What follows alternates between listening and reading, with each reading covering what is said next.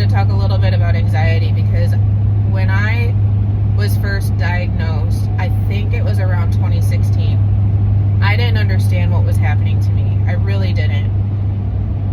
I knew somewhere in me that it was almost like a panic attack.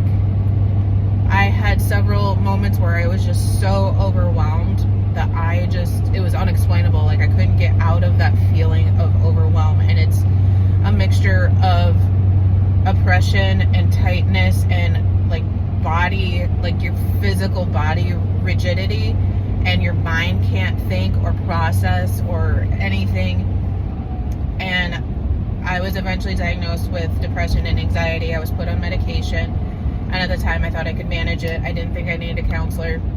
It took me a while to go on medication, but I had a few cousins actually who are on medication, and one of them, she's like a sister, and she's like, no, you need this. This is a chemical imbalance. You need this. And so that definitely helped at first.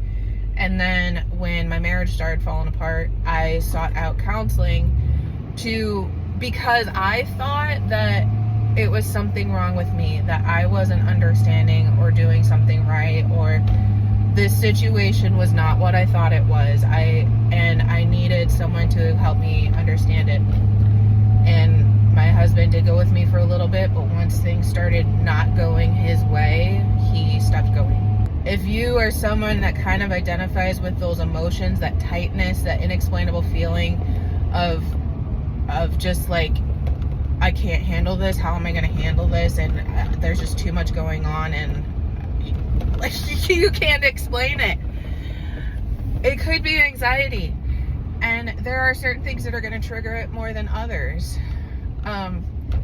My husband, who I was in a divorce with, the thought of him started giving me really bad anxiety. I would have to see him several times a week because of the way our custody arrangement was, and that just filled me with anxiety.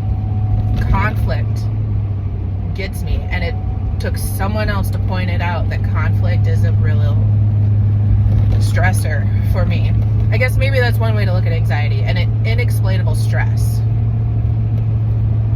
And I really encourage you to research on your own if you need it on your own, and then find help. I know it takes a big push to find that help.